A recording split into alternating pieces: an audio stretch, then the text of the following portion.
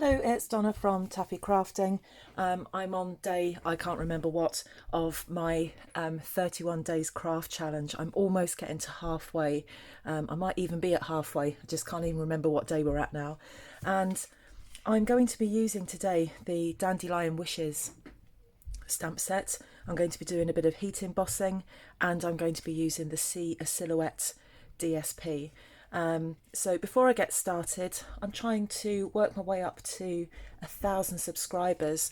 I'm on about, at the time that I'm making this video, 627, so I know I've got a way to go yet, but that's my plan. So if you can help me along with that and come and subscribe to my channel, I would be really grateful for that. I've also got a blog. In the description bar underneath this video there is a link to my blog where you'll see all of the dimensions and product details and my shop details for everything that I've made in the 31 days craft challenge. So without further ado, let me show you what I've got here. I've got a piece of real red card. I've used the See a Silhouette DSP, and I've used the Dandelion Wishes with some heat embossing just to create this really shiny, really pretty design on this. The sentiment comes from the Dandelion Wishes as well, and I've used some gold foil paper as well. I'm going to do something slightly different, using a different design, still using Dandelion Wishes, but using some still in the same See a Silhouette but in different colours to show you. I will say at the moment, any noise that you hear on this, my daughter is moving house, so she's moving out of our house today, so there's banging and crashing directly above my head.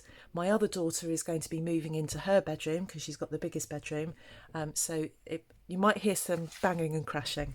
So let's get on with this project, and these are the products that I'm going to use.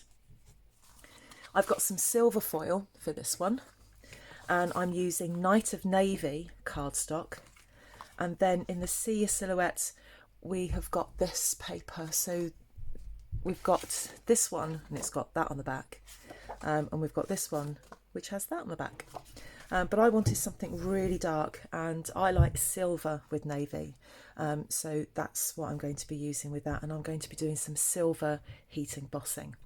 So the first thing I'm going to do is get my card base. My card base measures 8 1/4 by 5 7/8.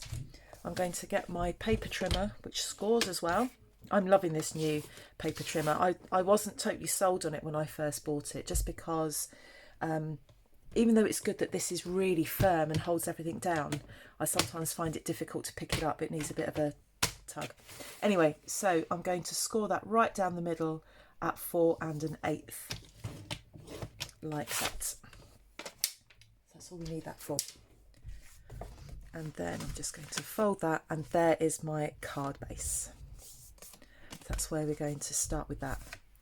The next thing I'm going to do is get some silver foil cards. This comes in a pack of 2, 12 by 12. And we are going to stick that down with some wet glue, with some multi-purpose liquid glue. I'm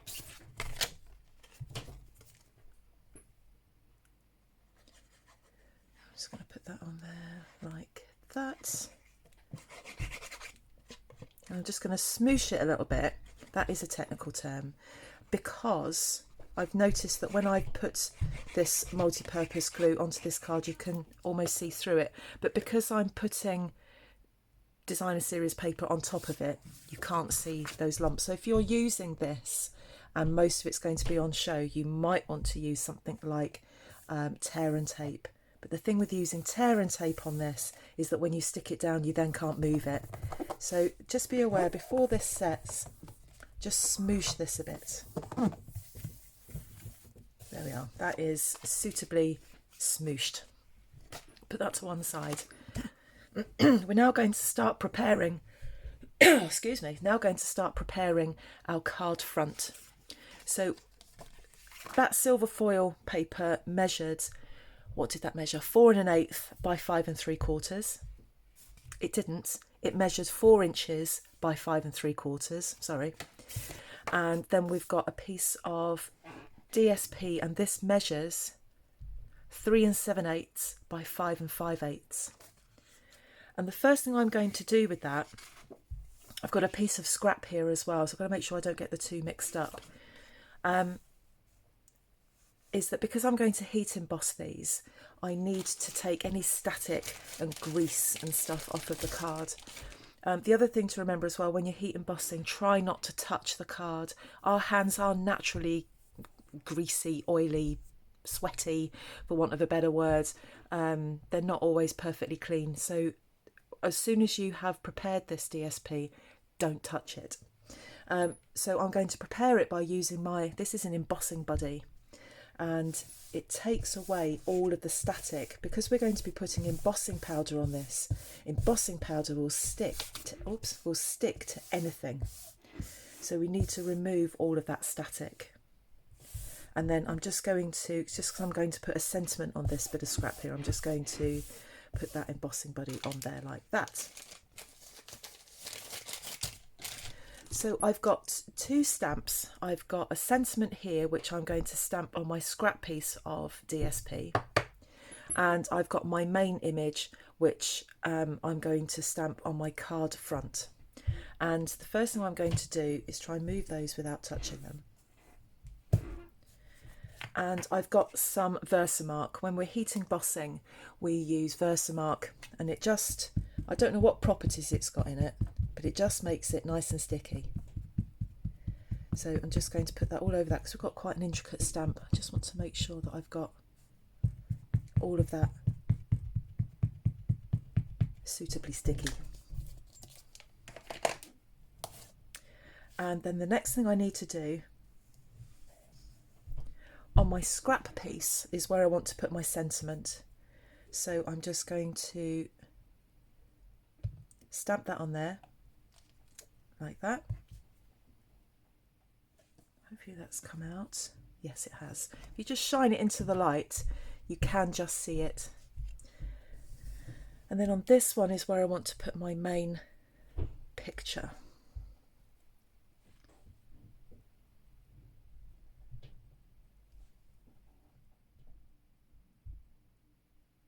It's not quite come out as I want it. I'm going to do it that way.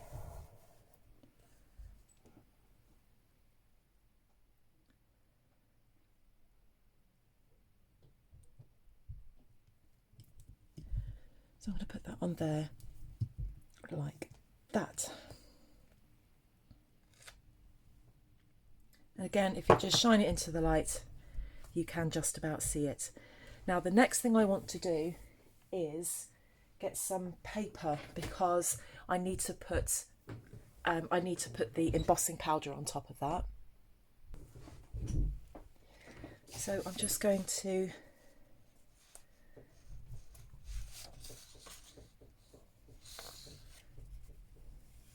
slip that underneath there, and I'm going to get my silver embossing powder, and I'm just going to pour that all over that. Just make sure that you cover up everything that you've stamped. So you might want to just shine it into the light to make sure of that. Oh, I'm just going all over there like that. And then just save a bit for that. There we go. And then tap it out onto the paper. And you just want the embossing powder to have stuck to your stamp. Don't touch that because it will just wipe straight off.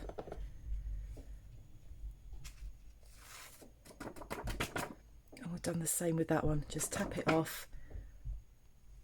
And there, that's done. And that's the whole reason why we have to do that embossing body bit. If you had any grease, anything sticky, any static, it is just going to stick to it. So I'm just going to put that over there. Try not to knock over my glue. And then we're just going to tip this back into the pot very, very carefully. This embossing powder goes such a long way. I've had this for ages and I still haven't, let's get rid of that. I still haven't run out of it. So the next thing we're going to do is to now heat it. So I'm going to do both of these. You'll need a heat tool. So Stampin' Up do sell these. I've got a lovely pink one, but it's not a Stampin' Up one. I bought this before I discovered Stampin' Up. But yeah, heat tool just to heat up that embossing powder. And this is where the magic happens. So as you start to heat it,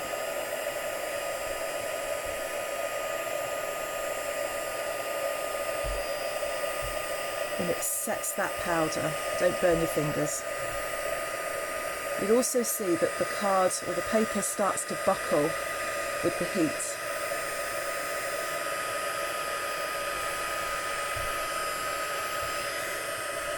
Now what I normally do with these is once I've made them, oh that's hot, once I've done that bit, if you then put it between two heavy books or heavy boxes, it does flatten it out. But I haven't got enough time to do that right now, so we'll just put it on there as it is. But I would normally just flatten it out while it's, sometimes what I do is just put it in between my grid paper like that, and just while it's still warm, just try and flatten it out like that.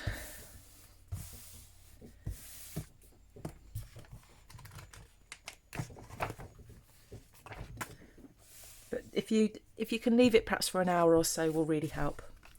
So I'm going to stick that on there like that. So this isn't going to want to sit on here very well because I haven't flattened it. I would recommend that you get this paper flat before you stick it onto your card.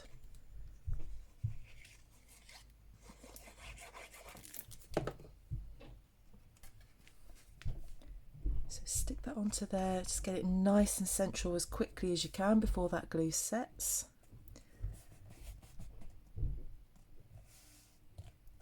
And you'll see there, because that card has moved a little bit, to start off with, it might not want to stick. It will stick, but it's going to fight with you. So I would get that flat. Let's just put that to one side a second while we deal with this. So we're going to put our sentiment on here. So I stamped it, I put the powder on it, and I heat embossed it. We also need a bit of scrap silver. Now with the 2.5 inch circle punch, I'm going to punch that out. And with the 2 inch circle punch, I'm going to punch that out.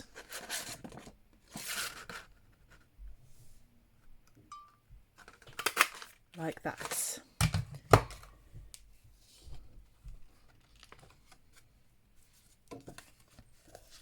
Now on my card, oh that just fits. On my card I'm going to stick the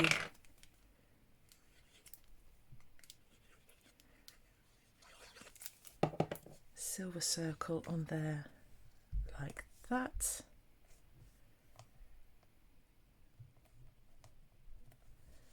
And then on this I'm just going to put some dimensionals.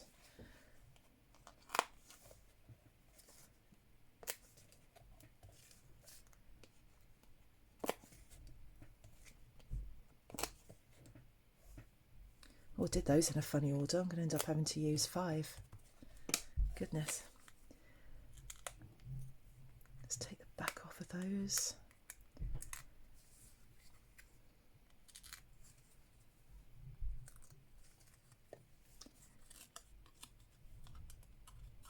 So I think this design is ideal for someone who perhaps doesn't like flowers, and I know this is a bit flowery, but it's not obviously flowery. It's something a little bit different.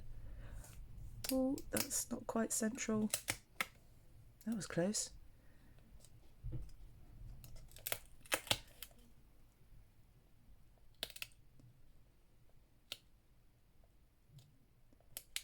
There we are.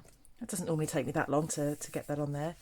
And so there we go, something a little bit different that can be used for, because of that sentiment, it's just saying sending well wishes your way. That could be anything, birthday, get well, good luck, anything like that.